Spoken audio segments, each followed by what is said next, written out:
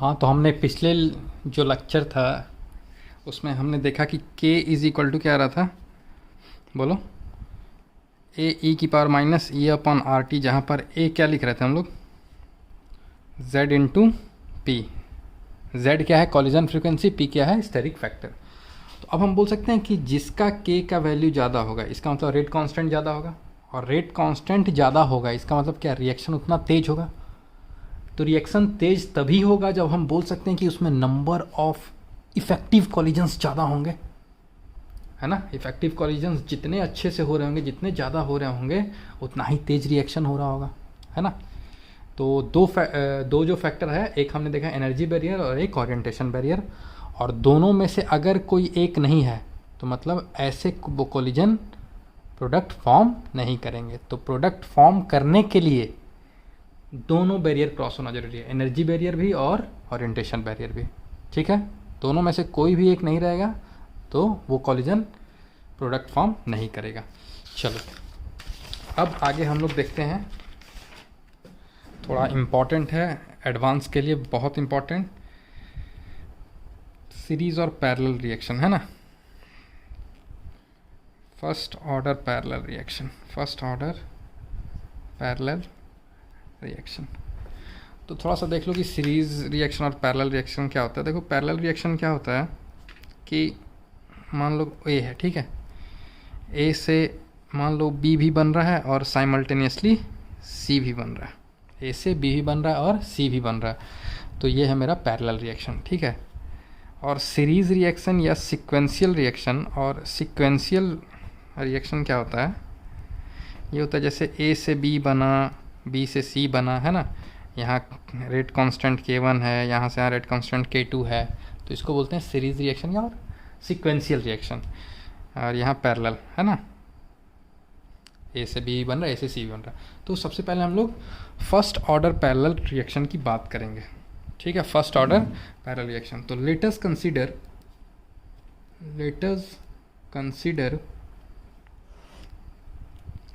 Consider a parallel first order reaction. एक हम लोग फर्स्ट ऑर्डर रिएक्शन मान के चलेंगे कि ये एक फर्स्ट ऑर्डर रिएक्शन है, ए से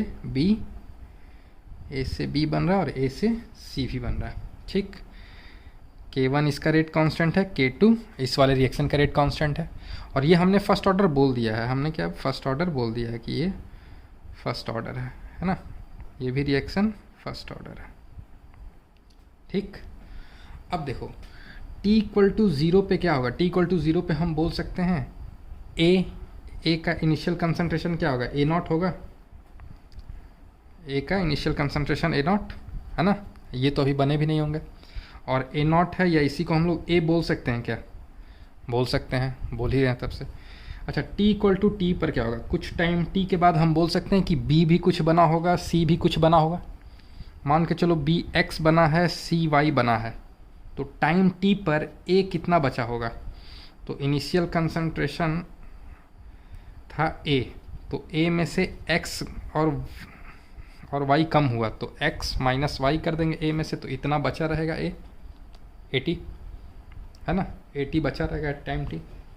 अब रेट लिखेंगे अगर इस रिएक्शन का, तो क्या लिखेंगे, rate minus of d a by d t, coefficient क्या है 1 है, तो यहाँ 1 ही लिखेंगे, minus of d a by d t is equal to, अब देखो ये भी बन रहा है और ये भी बन रहा है, तो रेट जो है रेट कांस्टेंट इनटू ए का first order plus rate constant second into A का फर्स्ट ऑर्डर, ऐसे लिखेंगे।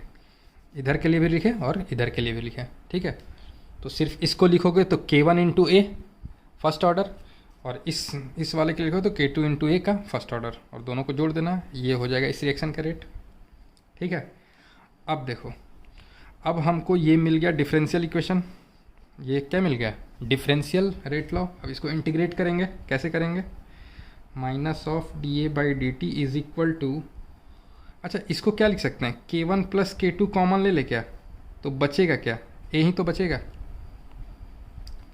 है ना, कंसंट्रेशन ऑफ ए, क्योंकि पावर 1 है तो ए का पावर 1 ए होगा।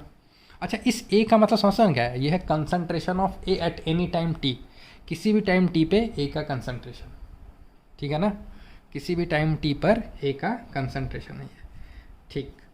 अब माइनस को उधर भेज दे और ए को इधर ले आए, तो ये ऐसे लिख सकते हैं क्या, डी ए बाई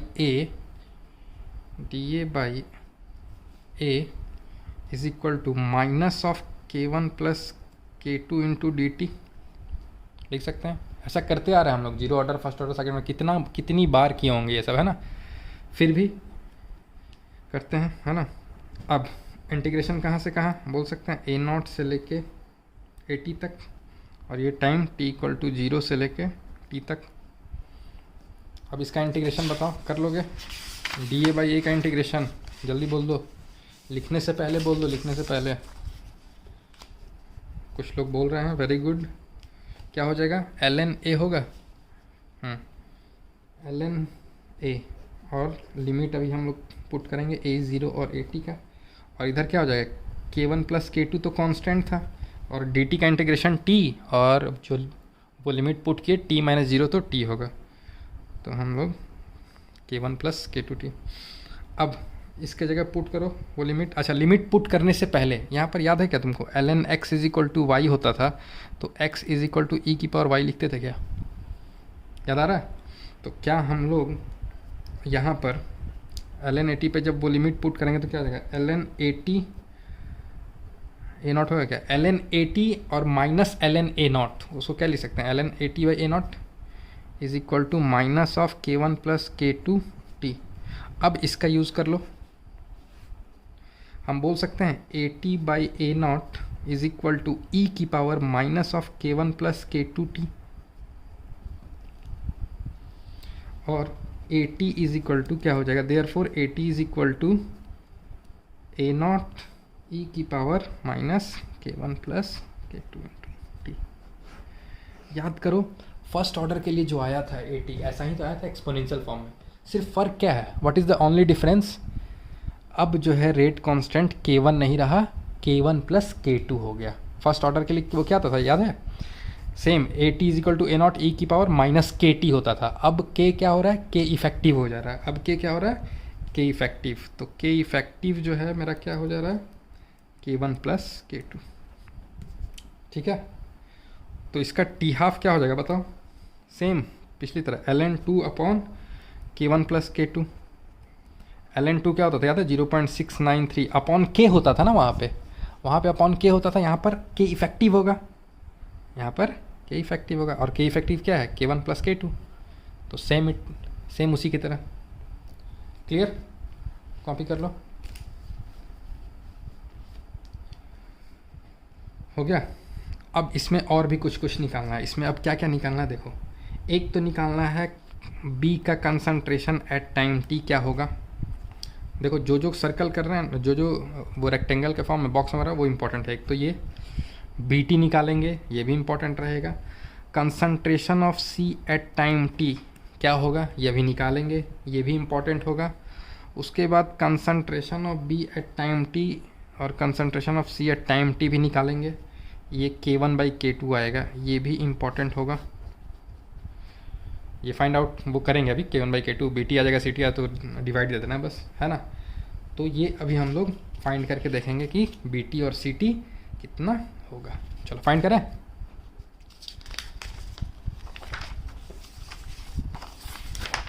हाँ तो पीछे जगह है। देखो आज का थोड़ा लेक्चर लंबा हो सकता है, ये वाला मे भी 1 घंटे तक चला जाए, क्योंकि पैरेलल और सीक्वेंशियल दोनों ख़त्म कर देंगे, तो केमिकल काइनेटिक्स फिर ख़त्म हो जाएगा, है ना। फिर अपना दूसरा चैप्टर शुरू करेंगे हम लोग, रेडियो एक्टिविटी। इसलिए अभी शुरू करेंगे रेडियो एक्टिविटी, क्योंकि उसमें केमिकल काइनेटिक्स का यूज़ है। तो अभी पढ़े हो तो साथ ही साथ रेडियो एक्टिविटी भी पढ़ लोगे, तो रिवीजन करना भी नहीं पड़ेगा, ताज़ा भी पढ़े हो तो रेडियो एक्टिविटी भी इसी में निकल जाएगा। और सबसे अच्छी बात कि रेडियो एक्टिविटी एक चैप्टर फिजिक्स में भी पढ़ना है तुमको, मॉडर्न फिजिक्स में, तो वहाँ तुमको बहुत हेल्प मिलेगा। मतलब तुमको ऐसा लगेगा कि हाँ लगभग पढ़ ही लिए हैं सब कुछ, वही है जो सर बताए हैं, तो थोड़ा सा ध्यान से, है ना। और फिर बता रहे हैं, अगर नीट के स्टूडेंट्स को इतना डेरिवेशन नहीं समझ में आ रहा तो जो बॉक्स में चीज़ें किया होगा ना उसको रट लेना, काम हो जाएगा, डायरेक्ट आंसर उसी से आता है, ठीक है। चलो अब अच्छा, रेट हम लोग इस रिएक्शन का, ये जो रिएक्शन है मेरा ए से K1B जा रहा है और K2C जा रहा है, तो इसका हम लोग रेट ऐसे भी तो लिख सकते हैं, रेट इज इक्वल टू, अगर B के फॉर्म में लिखें dB/dt लिख सकते हैं क्या, this is equal to K1 into A भी तो लिख सकते हैं, लिख सकते हैं। अगर सिर्फ इसकी बात करें तो, सिर्फ ए से बी की बात करें तो इसके लिए हम लोग रेट क्या लिख सकते हैं, ये लिख सकते हैं। ठीक, अब यहाँ से dB/dt इज इक्वल टू क्या हो जाएगा, dB/dt is equal to K1 into A, क्या है, ए है concentration of A at any time t, है ना, तो हम ए को AT भी तो बोल सकते हैं, ए बोलो या AT बोलो, ये ए क्या है, concentration of A at any time, तो हम बोल सकते हैं at any time t AT is equal to क्या हो जाएगा, ये पुट कर दें एक वो कंसंट्रेशन ऑफ ए को A0e⁻⁻K1 + K2t, तो ये हमारा हो जाएगा K1 to A0e⁻⁻K1 + K2 into T. ठीक है, कंसंट्रेशन ऑफ ए की जगह इस वैल्यू को रख दिए जो पहले निकाले थे। ठीक, अब इंटीग्रेशन कैसे करेंगे, तो A0 वाले टर्म को इधर ले आओ, या नहीं बी का करना है ना, तो बी को इधर रखो सिर्फ, तो इधर हम रखेंगे तो इंटीग्रेशन ऑफ dB होगा और dt को उधर भेज देंगे, तो K1 और A0 ये तो कांस्टेंट है मेरा, और e⁻⁻K1 + K2 to t dt, तो इसका इंटीग्रेशन करना है और इस वाले टर्म का इंटीग्रेशन करना है ना। तो इसका इंटीग्रेशन करोगे तो कहाँ से कहाँ तक, लिमिट बताओ। स्टार्टिंग में b कितना था, स्टार्टिंग में b 0 था ना, तो b = 0 से कहाँ तक, b = 0 से लेके concentration of b at time t तक, और इस टाइम का कहें t = 0 से t = t तक। चलो इंटीग्रेट करो मैथ्स वाले। तो कुछ नहीं, अगर आपको इंटीग्रेशन आता है तो केमिकल काइनेटिक्स का कैसा भी सवाल हो तुम कर ले जाओगे। अभी सीरीज़ रिएक्शन पढ़ाएंगे तो उसमें देखना है तुमको इंटीग्रेटिंग फैक्टर वाला इंटीग्रेशन आता है कि नहीं, अगर आता होगा तो कोई दिक्कत नहीं, तो इंटीग्रेशन अभी सीखे हो कि नहीं, अगर सीख लोगे फिर तो दिक्कत नहीं हो रहा होगा, और इतना बेसिक्स तो कोई भी जान तक करोगे इंटीग्रेशन। बताओ क्या आएगा, b का इंटीग्रेशन, dB का इंटीग्रेशन क्या होगा, b, और हायर लिमिट क्या है bt, लोअर लिमिट है 0, तो bt - 0 यानी bt ही होगा, कंसंट्रेशन ऑफ bt। ठीक, इधर का इंटीग्रेशन बताओगे क्या, क्या होगा, K1 A0 तो कांस्टेंट है, चलो मान लिए कांस्टेंट है, इसका इंटीग्रेशन e⁻⁻kx dx का इंटीग्रेशन क्या होगा, पहले तुम इसका बता दो, नीट वाले ध्यान देना। इसका इंटीग्रेशन क्या होगा, हम बोल सकते हैं इसका इंटीग्रेशन होगा e⁻⁻kx, मतलब एक्सपोनेंशियल जो भी है पूरा एज इट इज़ उतार दो, और dx के साथ इंटीग्रेशन हो रहा था, तो इसका मतलब x का जो कोएफिशिएंट है एक्सपोनेंशियल पावर पे, उससे उसको डिवाइड भी देंगे, यानी -k से डिवाइड देंगे। बात समझे क्या, e⁻⁻kx का इंटीग्रेशन क्या होगा, एज इट इज़ पूरा उतार देंगे एज इट इज़, और x के साथ जो कोफिशिएंट है उससे उसको डिवाइड दे देंगे, तो यहाँ x के साथ -k था तो -k से डिवाइड दे। यहाँ पे देखो इंटीग्रेशन किसका करना है, t का करना है ना, dt है, तो हम बोल सकते हैं ये पूरा उतार दो, तो ये पूरा उतार देंगे अगर हम e⁻⁻K1 + K2 t पूरा उतार दिए, और अपॉन में क्या करेंगे बताओगे, अपॉन में ये पूरा माइनस ऑफ K1 + K2 करेंगे क्या, और इसका लिमिट पुट अभी नहीं किए हैं तो वो पुट करना बाकी है, कितना से कितना, 0 से t तक। ठीक है, अब एक चीज़ देखो, ये कांस्टेंट है, इसको बाहर ले ले क्या, तो क्या ये होगा bt = K1 upon -K1 + K2, इस टर्म को बाहर ले लिए, और A0। ठीक, और अंदर में पुट करो वो लिमिट, तो क्या होगा, पहले t पुट करोगे तो as it is e⁻⁻K1 + K2 into t, और फिर कितना पुट करोगे 0, तो e⁻0 1 हो जाएगा, यानी -1। लिमिट पुट किए बस, नीट वाले अगर नहीं समझ में आ रहा तो कोई दिक्कत नहीं है, डेरिवेशन आपको समझना भी नहीं है, डायरेक्ट वो आंसर देंगे रेक्टेंगल में, उसको याद कर लेना, ठीक है। हाँ, एडवांस वाले ज़रूर समझें, ज़रूर से ज़रूर समझें, क्योंकि क्वेश्चन हो सके अगला क्वेश्चन हम तुमको यहाँ कोफिशिएंट चेंज कर दें, तुमको पूरा डेरिवेशन आना चाहिए, ठीक है। अब ये हो गया, तो अब हमारा एक्चुअली में आंसर आ गया, लेकिन थोड़ा इसको अच्छा दिखने के लिए हम क्या करेंगे, ये जो माइनस साइन इधर बाहर दिख रहा है ना, इसको हम चाहते हैं कि यार ये प्लस हो जाए, तो इसको अंदर भेज दे। क्या अंदर भेजोगे तो बाहर में क्या हो जाएगा, k1 a0 k1 plus k2, और ये साइन अंदर जाएगा तो उल्टा लिख दे क्या, 1 माइनस ई की power minus k1 plus k2 into T लिख दे। This is the concentration of B at time t जो निकालना था, ठीक है, इंपॉर्टेंट है रिलेशन। अब उसी तरह जानते हो C तुम लोग निकालोगे, concentration of C at time t तुम लोग निकालोगे। क्या करना है इस बार जैसे हम पिछले बार A और B को लेके चले थे ना, इस बार हम A और C को लेके चलेंगे, K2 है तो, और इसके लिए रेट क्या लिखेंगे बताओ, dC/dt is equal to K2 into A, और फिर A को क्या पुट करेंगे, A को पुट करेंगे A0 e की power minus k1 plus k2t, फिर C का इंटीग्रेशन इसी तरह करेंगे तो क्या आ जाएगा, एज इट इज़ सब कुछ आएगा, बस k1 की जगह k2 हो जाएगा, बस k1 की जगह क्या हो जाएगा k2, यहाँ पर जब k1 था ना ऊपर में, यहाँ k2 लिख दो और बाकी एज इट इज़। तो याद करना उतना भी मुश्किल नहीं है, एक याद हो जाएगा तो पूरा याद हो जाएगा, 1 माइनस ई की पावर, इधर कोई चेंज नहीं करना है, एज इट इज़, ठीक है। एडवांस वाले निकाल के देख सकते हो, यही आएगा, ठीक। तो this is the concentration of C at time t। तो इम्पॉर्टेंट क्या क्या है कि अब BT निकल गया, CT निकल गया, और एक वो क्या बोले थे निकालने, BT upon CT, BT upon CT बोले थे ना, देखो ना हम पहले ही बोले थे क्या क्या अपने को निकालना है, BT CT और BT अपॉन CT निकालो। BT तुमको याद है, CT याद है, दोनों को डिवाइड कर देखो तो क्या आता है, यू विल फाइंड k1/k2 आएगा, तो लिख लो BT upon CT k1/k2, BT लिख दिए, CT लिख दिए, तो ये एक बॉक्स ये, एक बॉक्स ये, और एक बॉक्स ये, 4, एक बॉक्स ये, टी हाफ वाला भी तो ज़रूरी है ना, 5, और एक कभी कभी तुमसे पूछ देगा कि परसेंटेज ऑफ बी निकालो, परसेंटेज ऑफ बी निकालो, तो तुमको BT और CT का फ्रैक्शन तुमको पता है, तुमको BT और CT का फ्रैक्शन पता है, क्या है k1/k2, तो B का परसेंटेज क्या हो जाएगा, परसेंटेज भी k1/k1 प्लस k2 इंटू 100, है ना। तो परसेंटेज भी क्या हो जाएगा, k1/k1 प्लस k2 इंटू 100। इस टाइप का क्वेश्चन आपको ज़रूर पूछा जाएगा। परसेंटेज C कितना होगा, कि C कितना बना उसका परसेंटेज बताइए, तो k2/k1 प्लस k2 इंटू 100, ठीक है, बस इतना ही इसमें डेरिवेशन। अब एक क्वेश्चन हम देना चाहेंगे जेई वालों को कि मान लो यहाँ पर A का कोफिशिएंट है, यहाँ B के आगे स्मॉल b कोफिशिएंट है, और यहाँ C के आगे स्मॉल c कोफिशिएंट है, इसका रेट कांस्टेंट k1, इसका रेट कांस्टेंट k2, ठीक।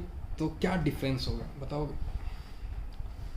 अब हमको निकालना क्या क्या है, सबसे पहले तो आप AT निकालोगे, फिर BT निकालोगे, CT निकालोगे, BT/CT निकालोगे, है ना, BT/CT निकालोगे, और परसेंटेज निकालना तो वो भी निकाल सकते हो, निकालो।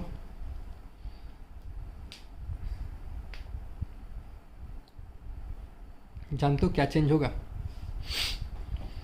जहाँ पर k1 हो रहा था ना, कहाँ है देखो, BT क्या था, k1 a0 k1 plus k2, अब जानते हो k1 की जगह क्या हो जाएगा, बस कोफिशिएंट जो b है उससे मल्टीप्लाई हो जाएगा। अब जो k1 है वो k1 ना हो के b इंटू k1 हो जाएगा, देखोगे तो अगर आपने डेरिवेशन अभी किया होगा तो तुम देखोगे k1 की जगह b k1 आएगा बस। तो हमारा एक्सप्रेशन वो क्या हो जाएगा, AT का तो एज इट इज़ होगा a0 e की power minus k1 plus k2 into T. BT कितना होगा बताओ, करके देख लो, करके देखो तुमको बहुत मज़ा आएगा, लगेगा यार कुछ है ही नहीं, तुम सिर्फ ऐसे देख रहे हो यार कैसे वो सर लिख दे रहे हैं, इतना कुछ कैसे याद करें, कुछ नहीं है। एक बार अगर खुद से कर लिए और एक बार याद हो गया तो पूरा याद रहेगा। बीटी में देखो क्या करना है।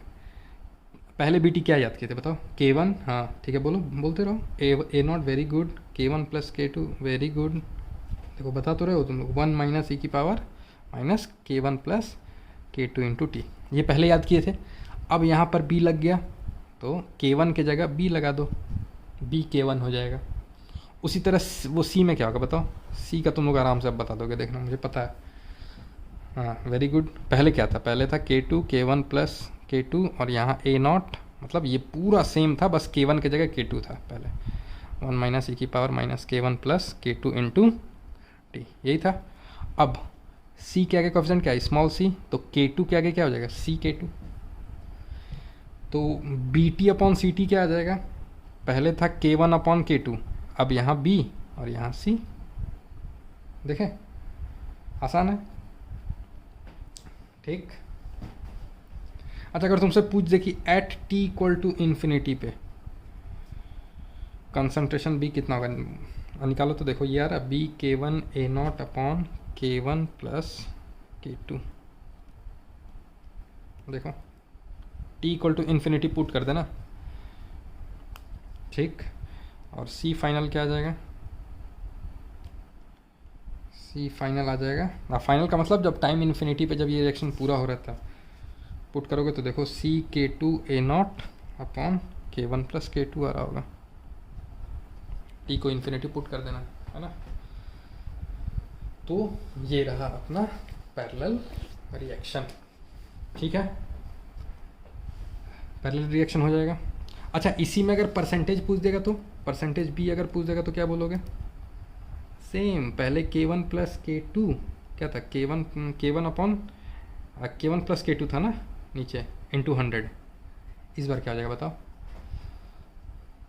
इस बार K1 की जगह हो जाएगा BK1 अपॉन यहाँ पर BK1 प्लस CK2 इंटू 100। उसी तरह परसेंटेज C क्या हो जाएगा? सब कुछ अच्छे से लिख लेना। परसेंटेज C क्या हो जाएगा बताओ? CK2 upon BK1 CK2 into 100।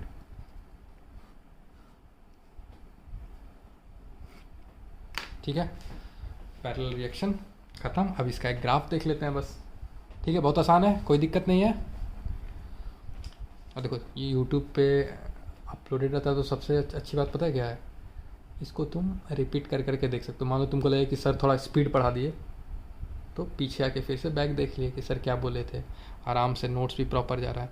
तो जो कंटेंट डिलीवर होगा ना 1 घंटे में यूट्यूब पे अपलोडेड वीडियो से, वो जूम पे हमको 2-3-4 क्लास लेना पड़ जाएगा। इतना पढ़ाते पढ़ाते तो बाप रे हालत ख़राब हो जाता जूम पे, सर दिख नहीं रहा है, ये नहीं हो रहा है, वो नहीं हो रहा है ना, काफ़ी सारी प्रॉब्लम्स आती हैं उस पर, ठीक है। तो ये हो गया। अब ग्राफ देख लें, ग्राफ देख लेते हैं, बढ़िया से लिखे ना, पॉज करके आराम से छाप सकते हो सब कुछ, देख रहे हो, इसी जगह पॉज कर दो। चलो ये हो गया, ये हो गया। अब आते हैं ग्राफ देख ले क्या थोड़ा, इसका ग्राफ जेई मेंस में डायरेक्ट इसका ग्राफ ही पूछ दिया था। Graph of first order parallel reaction, first order parallel reaction, concentration और टाइम का, ठीक है, ए से बी और सी, ठीक है ना।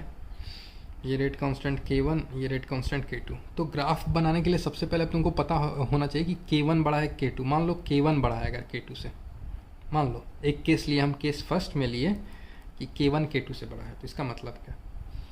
देखो सबसे पहले A जो है, A क्या हो रहा है? कम हो रहा है एक्सपोनेंशियली, तो A का कंसंट्रेशन एक्सपोनेंशियली कम हो रहा है, कर दिए। B और C दोनों फॉर्म हो रहे हैं, तो दोनों का कंसंट्रेशन एक्सपोनेंशियली बढ़ रहा है, एक्सपोनेंशियली दोनों का कंसंट्रेशन बढ़ रहा है। अब किसका ज़्यादा, कौन सा ऊपर होगा कौन सा नीचे होगा, ये कौन बताएगा? ये बताएगा किसका K1 ज़्यादा है। K1 ज़्यादा है कि K2 ज़्यादा? अगर K1 ज़्यादा होगा इसका मतलब B ज़्यादा बनेगा, K2 ज़्यादा होगा तो मतलब C ज़्यादा बनेगा, वो बनेगा। यहाँ क्या ज़्यादा है, K1, तो हम बोल सकते हैं जो ज़्यादा बना है कंसंट्रेशन वो किसका है, B का है, और कम वाला किसका है, C का है। समझे कि नहीं? जो ज़्यादा जिसका ज़्यादा K1 होगा, K1 अगर ज़्यादा होगा तो B ज़्यादा बनेगा, K2 अगर ज़्यादा होगा तो C। जैसे दूसरा हम तुमको बोल दें कि कंसंट्रेशन और टाइम का ग्राफ आप बनाओ इस बार, अगर A से B और A से C एक पैरेलल रिएक्शन है, K1 K2, और K2 is greater than K1, बना लोगे क्या? तो सबसे पहले कंसंट्रेशन A का तो घटेगा ही, A घटेगा ना, A बन रहा है B और C, तो A का तो कंसंट्रेशन घटेगा, B और C का कंसंट्रेशन बढ़ेगा, नो डाउट बढ़ेगा, बढ़ा दिए। लेकिन कौन ऊपर होगा, K देख लेंगे, K2 बड़ा है कि K1, K2 बड़ा है, इसका मतलब C ज़्यादा बनेगा, तो concentration of C, concentration of B। समझे कि नहीं? आसान है बिल्कुल, तुम्हारे लायक, हाँ लॉलीपॉप है एकदम, ठीक है। अब अगर तुमसे हम बोल दे, क्वेश्चन एक दे दे कि भाई प्लॉट करो कंसंट्रेशन वर्सेस टाइम का ग्राफ ABC के लिए, अगर A से BB बन रहा है और ये CC बन रहा है, इसका रेट कांस्टेंट K1, इसका K2, तब किसका वैल्यू देखोगे, K1 K2 का देखोगे क्या? नहीं, तब तुमको देखना होगा K1B अपॉन K2C का रेशियो देखना होगा, क्योंकि अब K1 नहीं रहा ना, K1 इंटू B हो जाता था, याद है? देखो अभी जितना भी इस टाइप के क्वेश्चन में किए थे, वहाँ K1 की जगह K1B हो जाता था और K2 की जगह K2 इंटू स्मॉल सी, है ना। तो अब हम K1B अपॉन K2C देखेंगे। अगर इसका रेशियो मान लो 1 से ज़्यादा है, इसका मतलब कौन बड़ा है, K1B बड़ा है, और K1B बड़ा है, इसका मतलब जो कंसंट्रेशन और टाइम का ग्राफ आएगा, जो कंसंट्रेशन और टाइम का ग्राफ आएगा, उसमें हम बोल सकते हैं A तो घटेगा, निश्चित तौर पे A घटेगा, और B और C बढ़ेंगे, ठीक है बढ़ गए। लेकिन कौन ऊपर होगा, अगर K1B अपॉन K2C का रेशियो ग्रेटर देन 1 आए, ग्रेटर देन 1 आए, तो हम बोल सकते हैं B ऊपर होगा, तो B ऊपर हुआ, C नीचे हुआ। क्लियर हो गया? हाँ, अब हम लोग देखेंगे फर्स्ट ऑर्डर सिक्वेंशियल रिएक्शन। अभी तक हमने पैरेलल रिएक्शन के बारे में जिक्र किया, फर्स्ट ऑर्डर सिक्वेंशियल रिएक्शन, इसके बारे में वो पहले बता दूं मैं, दो ही चीज़ पूछता है, हर बार वही पूछेगा और वही पूछता ही है, ठीक है।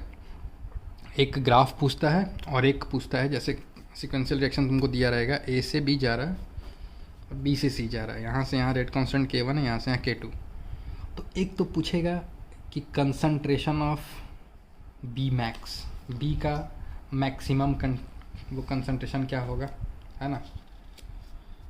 उसके बाद तुमसे एक तो पहले पूछेगा कि कंसंट्रेशन ऑफ BT क्या होगा, ठीक।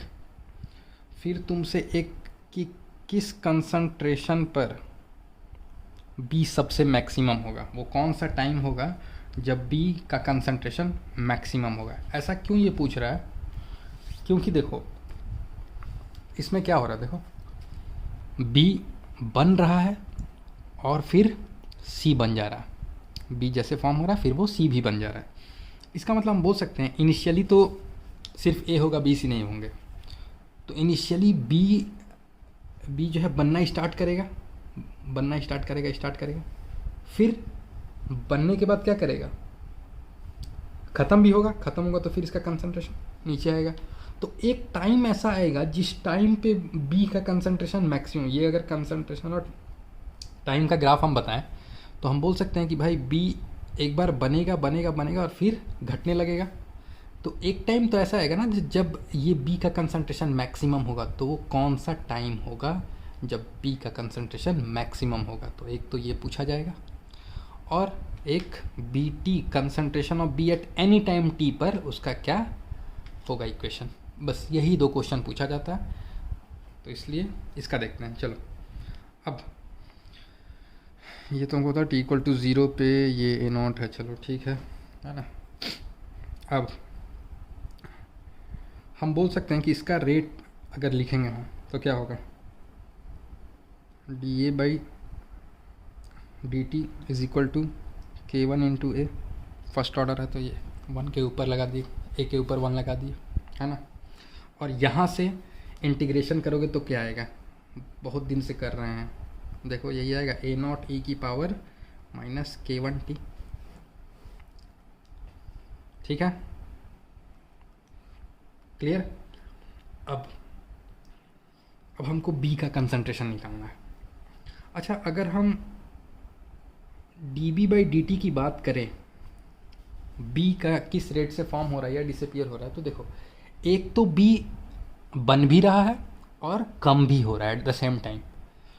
तो हम बोल सकते हैं कि बन भी रहा है और कम भी हो रहा है, तो नेट कितना बनेगा ये किस पे डिपेंड करेगा, ये डिपेंड करेगा। तो हम पहले लिखेंगे कि किस रेट से बन रहा है, तो K1 इंटू ए की पावर 1 इसके रेट से बन रहा है, और ख़त्म किसके रेट से हो रहा है, K2 इंटू बी, इधर जा रहा है तो K2 इंटू बी, इस रेट से ख़त्म हो रहा है। K1A इस रेट से बन रहा है और K2 इंटू बी इस रेट से ख़त्म हो रहा है। तो नेट कितना, क्या किस रेट से बना, तो दिस माइनस दिस, है ना।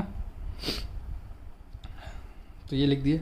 अब हमको इसमें क्या करना है, तुमको यहाँ पर हम वैल्यू पुट करेंगे तो फिर से इंटीग्रेशन आएगा, और वो इंटीग्रेशन तुम्हारा इंटीग्रेटिंग फैक्टर वाला होगा, जो अगर तुम लोग इंटीग्रेशन नहीं सीखे होगे तो करने का कोई मतलब नहीं है। तो जब सीख लोगे तो इस इंटीग्रेशन को ज़रूर करना, इंटीग्रेटिंग फैक्टर वाला इंटीग्रेशन जब सीख जाओगे तो करना। अभी हम तुमको डायरेक्ट रिजल्ट बता देंगे कि BT का कंसंट्रेशन क्या होगा। देखो, अब देखो dB/dt is equal to K1, ए की जगह क्या लिख सकते हैं, ये लिख सकते हैं क्या, ए नॉट ई की power minus K1t, A at any time t, यही है concentration of eight any time, ठीक, माइनस K2b। ठीक है, अब dB/dt प्लस K2b को इधर ले आओ, K2b इज इक्वल टू, इसको उधर नहीं है, K1 ए नॉट ई की पावर माइनस K1t, ये लिख दिया। ठीक, अब इसी का इंटीग्रेशन जो है वो इंटीग्रेटिंग फैक्टर निकालने के बाद होगा, और हम तुमको डायरेक्ट फाइनल रिजल्ट बता देते हैं कि BT क्या आएगा। BT आएगा, ध्यान से देखना, K1 A naught upon K2 minus K1 into E का पावर K1t माइनस ई का power minus K2 into T. This is the very important relation. ठीक, यहाँ ध्यान रखना K1 is not equal to K2। ठीक है, हो गया। तो ये तुमसे पूछा जाएगा एक तो, और एक पूछा जाएगा टी मैक्स। अच्छा, एप्लीकेशन ऑफ डेरिवेटिव पढ़े हो कि नहीं पता नहीं, या देखो मैथ का यूज़ तो होगा, मतलब एडवांस वाले, खासकर मैं एडवांस वाले के लिए बोल रहा हूँ। नीट में तो बस खाली ये याद करो, अपना टी मैक्स याद करो, हो जाएगा काम। या नीट में तो इस लेवल तक जाएगा भी नहीं कि सीरीज़ का तुमसे पूछे, पैरेलल का ही पूछ दिया बहुत है। अच्छा, एडवांस वाला, अगर इसी में तुमको मान लो बी का कंसंट्रेशन दिया हुआ और तुमसे पूछे कि टी मैक्स क्या होगा, मतलब ऐसा कौन सा टाइम होगा जब कंसंट्रेशन ऑफ बी मैक्सिमम होगा, तो मैक्सिमा मिनिमा अगर पढ़े होगे तो क्या करेंगे हम लोग, इसको डिफ्रेंशिएट करेंगे dB/dt, टी के रिस्पेक्ट में इसको डिफ्रेंशिएट करेंगे और फिर इसको जीरो पुट करके टी निकाल लेंगे। क्या आएगा, करो तो करो, देखें आता है कि नहीं। अच्छा, इससे पहले एक चीज़ देखो कि अगर कंसंट्रेशन ऑफ सी भी पूछते तो कैसे निकालेंगे, concentration of c at time t. तो देखो, इनिशियल कंसंट्रेशन क्या था, A0 था रिएक्शन का। अब A0 इनिशियल था और इसमें मान लो AT बचा और BT जो बचा उसको, अगर इनिशियल कंसंट्रेशन A में अगर जितना A बचा हुआ है, A जितना बचा हुआ है उसको, और B जितना बचा हुआ है उसको माइनस कर देंगे तो वो मेरा CT आ जाएगा, कंसंट्रेशन ऑफ C। पूरा A0 था, उसमें जितना AT अभी बचा हुआ है, तो पूरे में जितना AT बचा हुआ और जितना BT बचा हुआ है उसको माइनस कर दोगे पूरे में, तो वो कंसंट्रेशन ऑफ CT आ जाएगा। ठीक है, इसका उतना इंपॉर्टेंट नहीं है, ये इंपॉर्टेंट है, बहुत इंपॉर्टेंट रिलेशन, एडवांस के लिए बहुत इंपॉर्टेंट। ठीक, अब टी मैक्स वो निकाले, dB/dt करके ज़ीरो करो,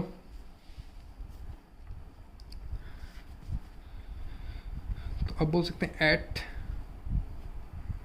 t equal to t max, the concentration of B has maximum value, ठीक है। कहने का मतलब है, देखो मान लो अगर ग्राफ की अगर बात करोगे कंसंट्रेशन और टाइम का, तो रफली सीक्वेंशियल रिएक्शन का ग्राफ कैसे आएगा, ए का कंसंट्रेशन तो घट रहा होगा नो डाउट, ठीक है, बी और सी का बढ़ेगा, लेकिन देखो बी का बढ़ रहा है वो शुरू में और फिर घटने लगेगा ना, क्योंकि ए से बी बन रहा है और बी से सी बन रहा है, तो बी बन रहा है फिर घट भी तो रहा है, इसका मतलब इसका ग्राफ कुछ ऐसे जाएगा, बनेगा और फिर घटेगा, है ना। और सी का क्या, सी का तो सिर्फ बन ही रहा है, तो हम बोल सकते हैं सी का तो बस ऊपर जाएगा, है ना, और जाके कांस्टेंट हो जाएगा। तो सी का हम बोल सकते हैं सी का ये हो जाएगा, बी का ये वाला हो जाएगा कि बना फिर घटा, बना घटा, बना घटा, ए से बी बन रहा है फिर बी से सी घट रहा है ना, इसलिए इसका ग्राफ कुछ ऐसे आएगा। तो हम बोल सकते हैं एक टाइम ऐसा आया जब इस टाइम पर ये कंसंट्रेशन बी का मैक्सिमम होगा, देखो तो बी का कंसंट्रेशन का ग्राफ ये है, तो इस टाइम पर बी का कंसंट्रेशन मैक्सिमम है, तो वो कौन सा टाइम टी मैक्स है वही निकालना है। तो हम फिर क्या बोले, बी टी हमको याद है, बी टी का एक्सप्रेशन, उसको टाइम टी के रिस्पेक्ट में डिफ्रेंशिएट करो और जीरो पुट कर दो, मतलब डी बाई डी टी निकालो, उसको जीरो पुट कर दो और वहाँ से टी निकालो, तो टी मैक्स देखो तो कितना आ रहा है, ये आ रहा है ln k2 upon k1, ln k2 upon k1 और divide by 1 upon k2 minus k1। T max क्या आया, फिर से एक बार लिख दें, टी मैक्स आया 1 upon k2 minus k1 ln k2 by k1, this is the T max. एक ही एक्सप्रेशन है, अच्छा नहीं दिख रहा था तो फिर से लिख दिए, मोस्ट इंपॉर्टेंट रिलेशन,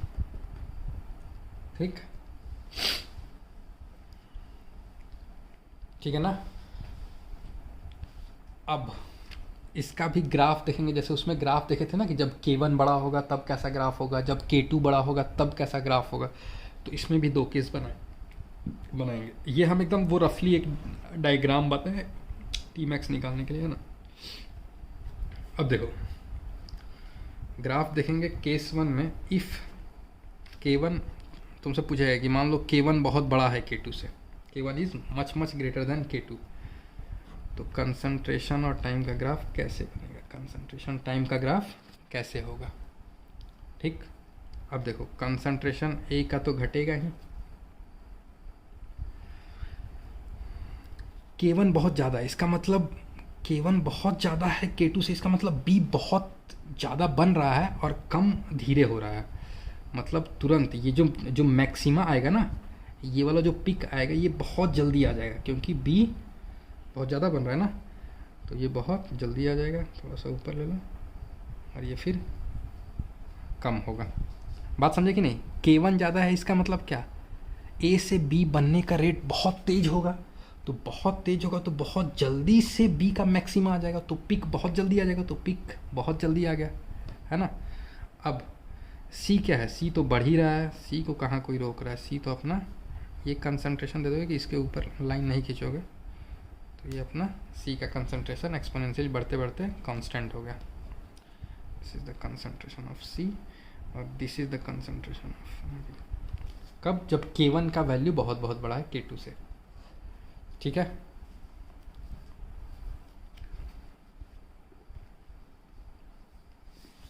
दूसरा,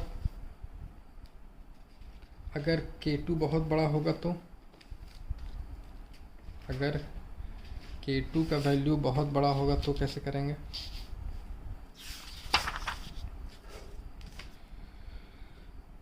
case 2, k2 is much much greater than k1, इसका मतलब क्या है, a से b, b से c, k1 k2, k2 बहुत बड़ा है k1 से, इसका मतलब क्या है, सोचो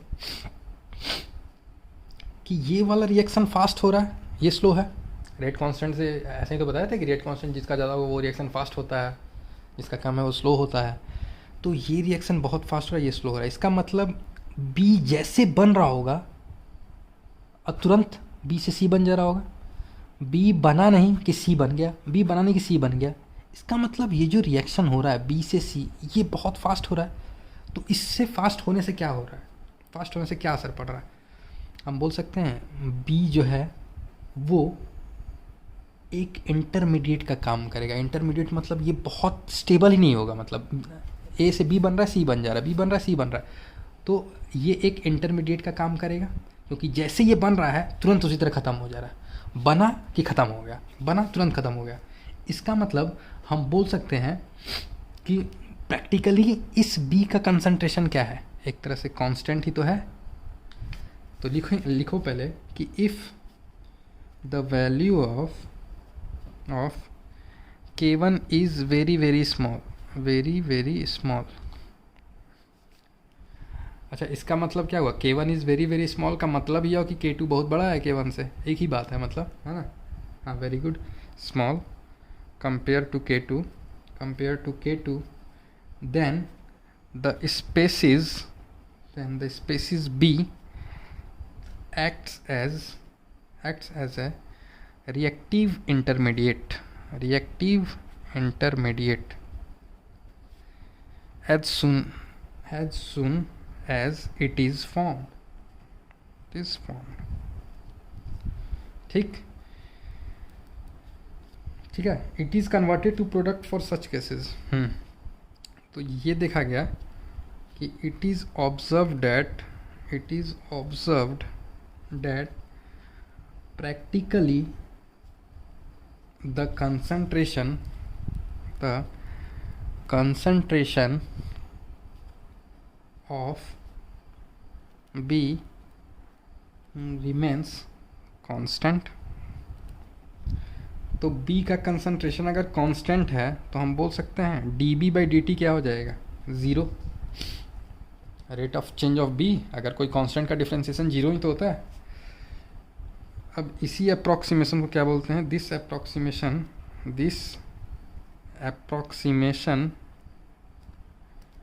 is called steady state approximation. इसके बारे में हमको ज़्यादा नहीं पढ़ना, बस इतना ही पढ़ लिए बहुत है। SSA बोलते हैं, स्टडी स्टेट अप्रॉक्सीमेशन। इसमें हम लोग क्या मानते हैं कि जो इंटरमीडिएट है उसका जो रेट है कंसंट्रेशन का, जो रेट चेंज हो रहा है कंसंट्रेशन का, जो चेंज हो रहा है टाइम के साथ, वो क्या है? 0 है। जैसे यहाँ पर बी था, बी एक इंटरमीडिएट का ही तो काम कर रहा था, तो इंटरमीडिएट का हम लोग जो rate of change of intermediate है उसको हम लोग क्या मान लेते हैं? Rate of change of concentration of intermediate हम लोग 0 बोल देते हैं। इसी को स्टडी स्टेट अप्रॉक्सीमेशन करते हैं। उसका ग्राफ कैसा आ जाएगा? अब देखो, एक तो इसमें ए ख़त्म हो रहा है। अच्छा, बी क्या हो रहा है? बी के बारे में बताओ। अच्छा, सी तो बढ़ेगा ही अपना, सी तो अपना बढ़ रहा है, ठीक है, सी अपना बढ़ गया। बी के बारे में बोलो। बी बेचारा जैसे बना उसके बाद ये क्या हो गया? कांस्टेंट हो गया। तो थोड़ा सा बना, हल्का ऐसे मान लो बना, और फिर कांस्टेंट हो गया। तो दिस इज BT, कांस्टेंट हो गया ना थोड़ी देर बाद, तो ये कांस्टेंट हो जाता मतलब उसमें चेंज दिखाई नहीं देता प्रैक्टिकली। जैसे बना ख़त्म हो गया, बना ख़त्म हो गया, बना ख़त्म हो गया, तो ऐसा दिखता है कि ये मतलब कांस्टेंट है इसका कंसंट्रेशन, ठीक है। और बहुत कम पे ही, बहुत जल्दी, बहुत थोड़ा भी वो बना तो वो ख़त्म ही हो रहा है तेज़ी से, ठीक है। तो ग्राफ समझ में आया? तो ये आपका हो गया सीक्वेंशियल रिएक्शन पूरा, ये आपका हो गया सीक्वेंशियल रिएक्शन पूरा। अब एक और बचा first order reaction opposed by first order reaction, वो भी करा देंगे। इसको कॉपी कर लो अच्छे से, है ना, करो, ठीक है, हो गया। अब देखो, अब एक छोटा सा टॉपिक है वो भी निकाल देते हैं, फोटोकेमिकल रिएक्शन। हेडिंग दो, फोटोकेमिकल रिएक्शंस। फोटोकेमिकल रिएक्शंस क्या होते हैं? कि ऐसे रिएक्शन जो कि इन प्रेजेंस ऑफ लाइट के हो, है ना। तो those reactions which occur in the presence of light are called photochemical reaction। एक दो एग्जांपल दोगे क्या? पढ़े होगे तुम लोग, अब तक पढ़ चुके होगे, इसलिए हम पूछ रहे हैं। पढ़ चुके हो क्या, बताओ। फ्री रेडिकल मैकेनिज्म वगैरह, पॉलीमराइजेशन रिएक्शन, ये सब जो है अच्छा एग्जांपल ऑफ फोटोकेमिकल रिएक्शन, फिर से फोटोग्राफी में भी यूज़ होता है। ठीक है, चलो अब the energy required in the reaction, मतलब इन द रिएक्शन मतलब in the photochemical reaction is provided by photons. Atomic structure में पढ़ाए थे फोटॉन्स क्या होता है। अच्छा, एक फोटोन की एनर्जी कितनी होगी, एनर्जी ऑफ वन फोटोन कितनी होती थी बताओगे, याद आ रहा, एच न्यू, या इसी को हम लोग एच सी अपॉन लैम्डा भी बोल सकते हैं। ठीक, तो देखो फोटोकेमिकल रिएक्शन का जो रेट है ना, वो डिपेंड पता है किस पे करता है, वो डिपेंड करता है इंटेंसिटी पे। क्यों, क्योंकि देखो फोटोकेमिकल रिएक्शन में होता है कि एक फोटोन जाएगा अपना एनर्जी एक मॉलिक्यूल को देगा, है ना। तो जितना फोटॉन्स आएगा उतने वो मॉलिक्यूल्स को वो एनर्जी देगा, और जितने मॉलिक्यूल्स को एनर्जी देगा उतना वो रिएक्टेंट्स प्रोडक्ट में कन्वर्ट होंगे, तो उतना ज़्यादा उनका रेट होगा, है ना। अब इंटेंसिटी का ज़्यादा होना, हम बोल सकते हैं इंटेंसिटी क्या होता था, समझाए थे कि इंटेंसिटी क्या होता था, number of photons per unit area में कितना फोटॉन्स फॉल कर रहे हैं उसी को इंटेंसिटी बोलते हैं। तो इंटेंसिटी ज़्यादा मतलब नंबर ऑफ फोटॉन्स जो स्ट्राइक कर रहे हैं सरफेस को उनका ज़्यादा है नंबर। तो जब फोटॉन्स ज़्यादा आ रहे हैं इसका मतलब उनमें जो एनर्जी होगा वो भी हमको ज़्यादा मिलेगा, तो ज़्यादा वो मॉलिक्यूल्स पे पड़ेंगे ज़्यादा एनर्जी, तो रिएक्शन ज़्यादा फास्ट होगा, तो रिएक्शन का रेट ज़्यादा होगा। तो हम बोल सकते हैं कि the rate of photochemical reactions is directly proportional to the किसके, intensity of light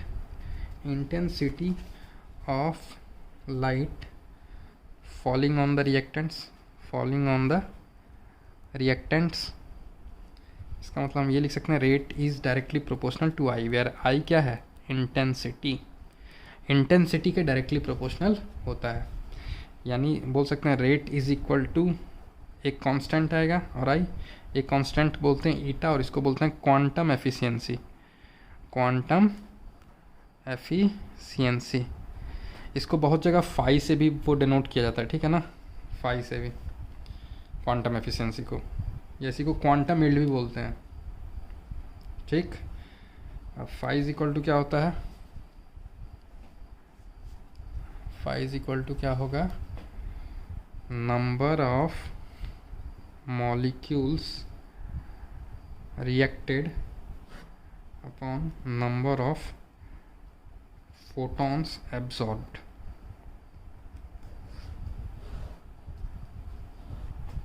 ठीक, तो इसमें तुमको निकालने आता है, इसी फाई की वैल्यू निकालने आएगा, मॉलिक्यूल्स देगा इतना रिएक्ट करा, इतना फोटॉन्स एब्जॉर्ब हुआ, ये वो फाई का वैल्यू निकालो। ठीक, और ज़्यादा हुआ तो रेट भी निकलवा लेगा, फाई जब निकाली इंटेंसिटी दे देगा तो रेट भी निकलवा सकता है। ठीक है, तो नए टाइप के क्वेश्चंस इससे बनते हैं, क्योंकि ये सब एनसीईआरटी में थोड़ा है नहीं। चलो हो गया, तो फोटोकेमिकल रिएक्शंस भी हमने पढ़ लिया। तो आज हमने काफ़ी कुछ पढ़ा, first order parallel reaction, sequential reaction, और उससे पहले हमने कॉलिजन थ्योरी की बात की, फिर हम लोग फोटोकेमिकल रिएक्शंस की बात किए, है ना। अब तुम देखोगे कि कहाँ कहाँ क्वेश्चन होगा तुम्हारा, तो तुम अगर केमिकल काइनेटिक्स अपना निकालोगे तो देख लो पूरा पैराग्राफ ही पूछा हुआ है, पूरा पैराग्राफ सीक्वेंशियल पे। ठीक है, तो पूरा पैराग्राफ क्वेश्चन, एक पैराग्राफ पे 3-3 क्वेश्चन देख लो। तो बुक में जहाँ जहाँ जो भी टॉपिक मिलता है कि ये हो गया करते चलो। देखो अभी जो बताया वो भी दे दिया, फाई की बात कर रहे थे ना, क्वांटम एफिशिएंसी है, इसी को बोले कि क्वांटम यील्ड भी बोल दो, अभी बोल ही रहे थे ये बात, इसको क्वांटम यील्ड भी बोल सकते हो, क्वांटम यील्ड देखो दिया हुआ है ना, इसको भी कर सकते हो, बहुत अच्छा क्वेश्चन है। ठीक है, देखो क्वांटम यील्ड इतना है, रेट पूछ दिया, rate is equal to N I. ठीक, हाँ, ये रेडियो एक्टिविटी कल बताएंगे, कल स्टार्ट करेंगे रेडियो एक्टिविटी। और कल भी काफ़ी कुछ होमवर्क होगा लेवल 1 से भी। तो तुम लोग अपना खोजो, जहाँ जहाँ तुमको क्वेश्चन मिल रहा है कि कर सकते हो वहाँ वहाँ करो, है ना। इधर हम लोग कहाँ तक कर चुके थे, इधर शायद कर लिए थे। अब देख लो जो इधर बचा हुआ होगा उसको ट्राई करो, अब वो सब हो जाएगा। जैसे ये एक क्वेश्चन बचा हुआ था, ट्राई कर सकते हो इसको, है ना। इधर हो गया, इधर हो गया, हो गया सारे, इसको कर सकते हो। अब 91 से हम 91 से पहले तक का पूरा कर सकते हो। अब कल बताएंगे रेडियो एक्टिविटी, तो कल भी थोड़ा बहुत होगा। कल यहाँ के क्वेश्चंस होंगे क्योंकि ये केमिकल काइनेटिक्स पे बेस्ड है, ये पूरा दोनों पेज। कल अगर 1-1.5 घंटा पढ़ा दिए हो जाएगा। परसों तक ख़त्म कर देना इस चैप्टर को, रेडियो एक्टिविटी केमिकल काइनेटिक्स दोनों हम लोग समाप्त कर देंगे। और हाँ, नेक्स्ट टॉपिक स्टार्ट करेंगे हम लोग पी ब्लॉक, ठीक है। इनऑर्गेनिक भी थोड़ा स्टार्ट हो जाएगा क्योंकि पी ब्लॉक और कोऑर्डिनेशन हमको पढ़ाना। तो पी ब्लॉक स्टार्ट करेंगे, और पी ब्लॉक और साथ ही साथ थर्मोकेमिस्ट्री भी। अच्छा देखो, थर्मोकेमिस्ट्री पढ़ाने से पहले थर्मोडायनेमिक्स थोड़ा तुम लोग रिवाइज़ कर लो। तो जैसे कि थर्मोडायनेमिक्स अगर हम वो बताएंगे भी, थोड़ा वो रिवाइज़ कर लो। फिजिक्स में जो तुम लोग पढ़े हो ना थर्मोडायनेमिक्स, उसको रिवाइज़ करो। एटलीस्ट सिस्टम क्या होता है, सराउंडिंग क्या होता है, इतना तो आना चाहिए। फिर हम उसमें कुछ कुछ पॉइंट्स तुम्हें ऐड कराएंगे। ग्राफ तुम्हें आता ही होगा, पीवी का ग्राफ, है ना। एडियाबैटिक प्रोसेस क्या होता है, आइसोथर्मल क्या होता है, तो ये सब बेसिक्स तुम्हें आना चाहिए। तो अगर ये आएगा तो हम जल्दी जल्दी उसको रिवीजन भी करा देंगे तुमको, और फिर थर्मोकेमिस्ट्री स्टार्ट करेंगे। तो जैसा तुम लोग चाहो, अगर रिवीजन कर लोगे थर्मोडायनेमिक्स तो थोड़ा थर्मोडायनेमिक्स को और अच्छे से रिवीजन करा के आगे थर्मोकेमिस्ट्री में घुसेंगे, और नहीं तो डायरेक्ट थर्मोकेमिस्ट्री शुरू कर देंगे, ठीक है। तो ये चैप्टर होने के बाद अपन और कोशिश करेंगे अपन लोग का 3-4-5 दिन क्लास हो, मतलब 4-5 दिन क्लास का वीडियो ही तो डालना है ना। पूरा टाइम भी मिल रहा है अभी तो, मतलब इतना टाइम मिल रहा है कि पूछो मत, बाप रे बाप। सबसे ज़्यादा अगर किसी को टाइम मिला तो तुम लोग को मिल रहा है, मतलब 8-8 घंटा पूरा बच जा रहा है। 8 घंटा तो बैठना पड़ता था, उसके बाद 2 घंटे आने जाने में जो लगता था वो अलग, 10 घंटा एक्स्ट्रा मिल रहा है तुम लोग को। और अभी भी अगर कुछ भी बहाना करोगे इसका मतलब फिर तो तुम्हारी गलती है। और देखो यार, तुम लोग के लिए वो क्वारंटाइन का कुछ मतलब नहीं हुआ। तुम लोग तो 2 साल पहले ही तुम लोग क्वारंटाइन में आ चुके। 2 साल नहीं, 1 साल पहले, जब तुमने 10th पास किया और तुमने ये डिसाइड किया कि तुमको डॉक्टर और IITian बनना है, तो तुमने वहीं पर अपना लाइफ को क्वारंटाइन बना दिया था। बात समझ रहे हो? क्वारंटाइन कहने का मतलब घूमना फिरना बंद, तुम्हारा एक ही काम है पढ़ना लिखना, घर पे रहना, यही सब। तो वो बेस्ट टाइम हो रहा है अब तुमको क्या चाहिए, है ना। तो तुम्हारा लाइफ क्वारंटाइन ला बहुत बहुत पहले से शुरू है। तुमको कोई फ़र्क ही नहीं पड़ना चाहिए दुनिया में क्या चल रहा है क्या नहीं। अपना पढ़ाई बहुत बेस्ट टाइम मिला है, बढ़िया से पढ़ो, है ना। और जो लोग अभी मस्ती कर रहे हैं क्लास 12th वाले, मान लो उनको तो इतना टाइम मिला, वो सोच रहे हैं कि एग्ज़ाम होगा नहीं होगा। जिस दिन एग्ज़ाम का डेट आएगा ना, लॉकडाउन ख़त्म होगा और डिसाइड होगा कि 5 दिन बाद JEE का एग्ज़ाम है। तो अब जो लोग सोच रहे होंगे कि अरे भाई ये तो लॉकडाउन ख़त्म होगा, फिर डेट आएगा 1 महीना बाद एग्ज़ाम देना होगा, ऐसा वैसा। एक बार लॉकडाउन ख़त्म हुआ तुरंत 1 सप्ताह, क्योंकि सब पेपर सब तैयार है ना, क्योंकि मार्च के बाद वो लॉकडाउन हुआ और मार्च तक से पहले ही JEE मेंस का पेपर तो अप्रैल में होने वाला था। तो पेपर सब कुछ ऑलरेडी तैयार है, बस डेट अनाउंस करना इन लोग को, ठीक है। और तुम लोग ऐसा मत सोचना कि तुम लोग का आगे बढ़ जाएगा, तुम लोग का कुछ आगे नहीं बढ़ेगा, सब वही रहेगा, ठीक है। चलो पढ़ाई करो अच्छे से। केमिकल काइनेटिक्स बहुत अच्छा हो गया। हमको तो लगा था कि इस तरह से पढ़ाएंगे तो पता नहीं कितना % होगा, इफ़ेक्टिव होगा नहीं हो पाएगा, लेकिन लग रहा है कि नहीं हो रहा है इफ़ेक्टिव, इवन ज़्यादा ही हो रहा है। मान लो किसी को कुछ नहीं समझ में आ रहा तो यूट्यूब पे लेक्चर जाके एक बार रिपीट करके देख ले रहा है। हाँ, अब जिसको देखना ही नहीं है तो फिर तो अलग बात है, फिर तो सरस्वती माँ भी आ जाएगी तो तुम वो नहीं पढ़ा पाएगी, बाप रे। ठीक है, चलो फिर अच्छे से पढ़ो, काफ़ी टाइम है, पढ़ भी सकते हो, एंजॉय भी कर सकते हो, सब कुछ कर सकते हो, कोई दिक्कत नहीं है। उतना भी बर्डन से पढ़ाई नहीं करना है, लेकिन पढ़ाई को प्रायोरिटी देना है, प्रायोरिटी पढ़ाई